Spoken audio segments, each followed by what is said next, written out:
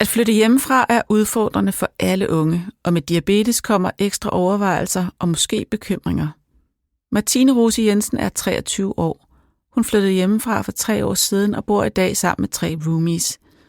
I denne her podcast fortæller hun om at lære at blive voksen og tage ansvar for sin egen sygdom.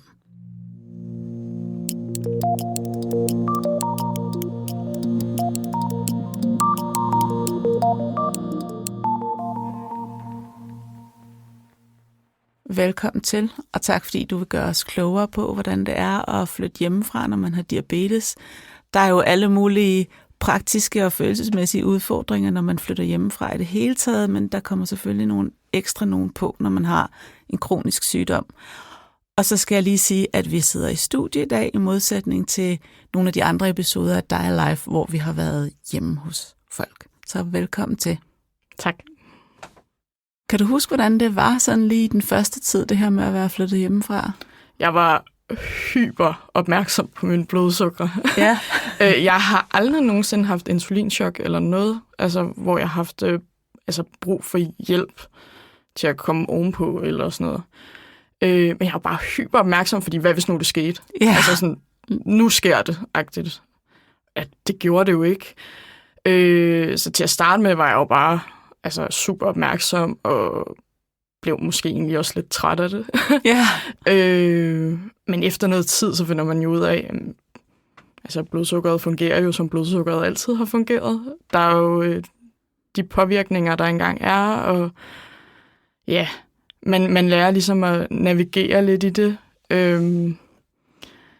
Jeg havde jo sådan en frygt for at få lavt blodsukker om natten, og jeg lå også til den lave side i en periode, hvor så fandt jeg ud af, jamen, hvad kan jeg gøre, for at jeg har det bedre i det, og mere tryg, og ikke tænker over, hvad hvis nu min roomie, han kommer hjem og finder mig liggende på gulvet, eller et eller andet.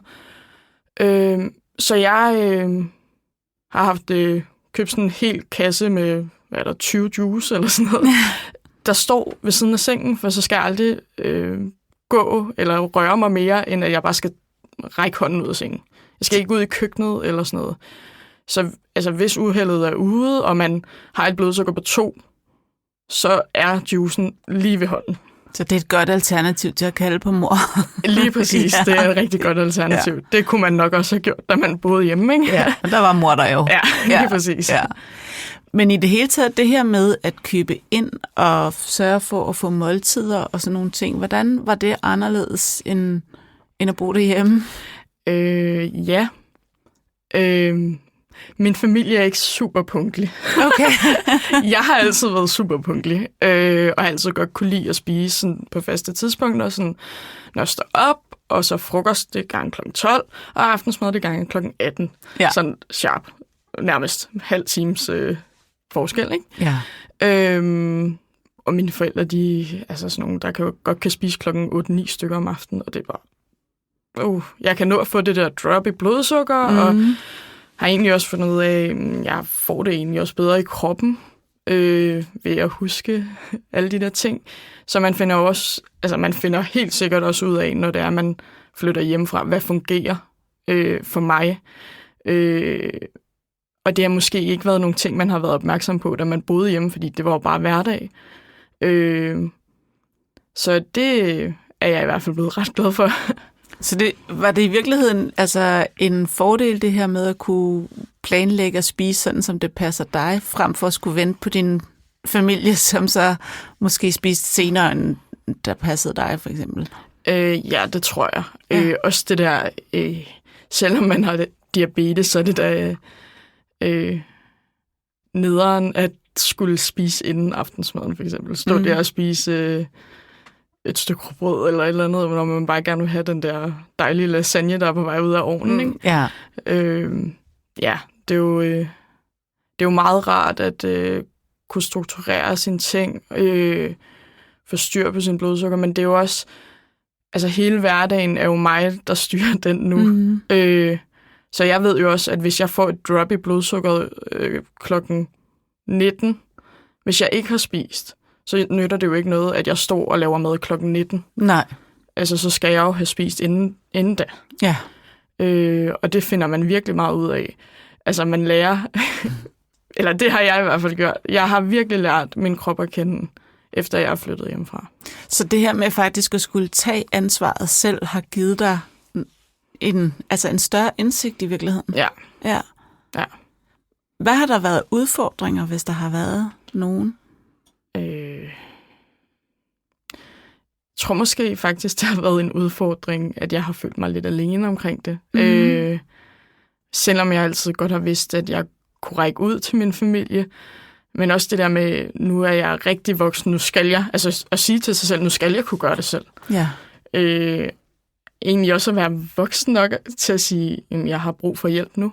Jeg har faktisk brug for nogen at spare med, eller bare sige højt, hvordan jeg har det. Altså, vi oplever alle sammen at gå igennem nogle nederen perioder, og det gør man også med diabetes.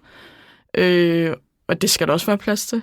At sige højt og anerkende og være i. Og hvem siger du det højt til? Jamen, jeg har en masse venner og veninder, der også har diabetes. Og så har jeg jo så min familie, hvor der jo også... vi har jo også meget kendskab til det. Så folk, der forstår en. Ja. Hvad med dine behandlere? Hvordan har de været ind over det her, hvis de har været ind over det? Altså både da du flyttede hjemmefra og nu? Ja, det var faktisk ikke noget, jeg nåede at snakke med min behandler om, fordi det jo skete så hurtigt.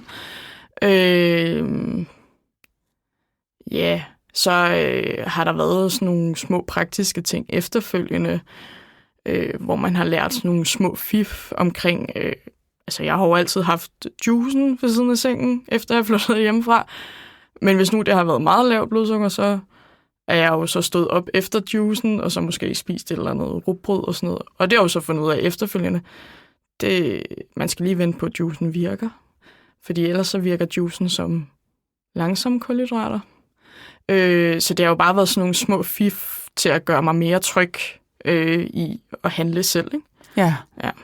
Så det er mere følelsesmæssigt, det her med at være alene omkring det og skulle række ud og sådan, der er det mere venner og familie, du har vendt dig mod. Ja. Men du har så også en familie, som ved ekstraordinært meget om diabetes, kan man sige. Ja, og som du er tæt på. Og i dag, der bor du sammen med nogle roomies, 2 roomies. Ja. Er det anderledes, end da du boede sammen med... Ja, altså det er forholdsvis nyt. Ja. Jeg flyttede ind her slut sidste år, og de er først lige flyttet ind her for et par måneder siden. Så jeg havde nogle andre roomies inden det. Og det er egentlig ikke, fordi vi er super meget sammen, mere fordi vi har super travlt alle sammen, og laver noget forskelligt hver især. Men det er stadig det der med, at der er nogen, der kommer hjem. Sådan just in case, at man har brug for noget hjælp. Eller bare har brug for at sige, det har da godt nok bare ikke været min dag i dag, eller sådan noget. Ligesom så mange andre har brug for. Ja, præcis. Og så er jeg jo også bare social af personen, så synes jeg også bare, det er rart. Ja. Hvis du nu skulle give nogle gode råd til nogen, der lige står og skal flytte hjemmefra, eller måske lige er flyttet hjemmefra, hvad skulle det så være? Ja, det har jeg faktisk tænkt meget over. Ja. Jeg har tænkt, at man skal slappe af, og så skal man tro på sig selv. Lidt i forlængelse af den, så nyd oplevelsen af at flytte hjemmefra, fordi det er meget mere end, at du skal forholde dig til din diabetes. Du skal også forholde dig til alt det andet. Vær i det, nyd det. Også hvis det er stressende, og sådan, det er det for os alle sammen. Altså, når man flytter hjemmefra, og man har diabetes eller ej. Ja. Så tro på dig selv. Og så snak højt om følelserne, fordi du er aldrig alene. Og det er ligegyldigt, om det er nemt for dig, eller om det er svært for dig. Så der er nok altid nogen, der kan nikke genkende til dine følelser. Og lidt i forlængelse af det er mit sidste råd nok, at række ud efter nogle mennesker, der står lidt i samme situation. Det har hjulpet mig rigtig meget at ligesom få nogle fællesskaber, eller indgå i nogle fællesskaber, hvor at vi har diabetes som fællesnævner. Fordi selvom ingen af os er ens, så kan man altså tit nikke genkendende til nogle af de oplevelser, man har været igennem. Så det har også hjulpet mig rigtig meget. Det synes jeg er nogle rigtig gode råd. Og nu har jeg ikke forberedt dig på det på forhånd, men jeg sidder og tænker, har du nogen gode råd til de forældre, der har et ungt menneske, der skal flytte hjemmefra? Snak med dem. Ja. Ja. Og så tro på dit barn. Og så opbygge den tillid inden da til, at dit barn skal kontakte dig, hvis det er, det har brug for noget. Og lad være med at bruge løftede pegefingre i hvert fald i forhold til diabetes, fordi så kommer de ikke med tingene, vel? Så snak sammen om, at de skal kontakte dig, hvis det er, at de har brug for hjælp, og du vil altid være der, og man er lydhør, og ja. Så i virkeligheden få opbygget den rutine i rigtig god tid, inden at den unge skal flytte hjemmefra. Ja, for man skal huske, at det er barnet, altså ens barn. Det er jo ligegyldigt, hvor gammel barnet bliver. Men det er jo barnet, der skal leve med diabetes. Det er jo ikke en som forældre, der har det. Så man skal jo, altså barnet skal jo kunne det på et eller andet tidspunkt. Og det skal man også stole på. Og ellers så skal man stole på, at barnet rækker ud, hvis det har brug for hjælp. Og du har jo kunnet det, fordi det er gået godt. Ja. Og så har du rakt ud efter hjælp, når du havde brug for det. Ja. Så jeg vil bare sige tak, fordi at du vil fortælle om det. Der står sikkert en masse nu og skal flytte hjemmefra, fordi de skal starte på studie efter sommerferien. Så yes, selv tak. Tusind tak.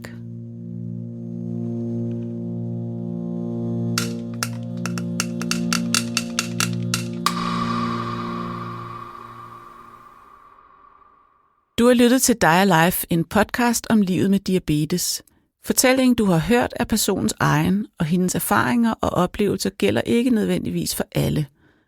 Vil du høre om diabetes og det at flytte hjemmefra ud fra et fagligt perspektiv, kan du lytte til Dig Debate afsnit 14, hvor vi taler med Linda Raymond. Du finder Dig Debate på Apple Podcasts eller andre steder, hvor du lytter til podcast. Har du selv diabetes, og er du ved at flytte hjemmefra eller lige flyttet hjemmefra, og er du i tvivl om noget i den forbindelse, så spørg altid din egen behandler.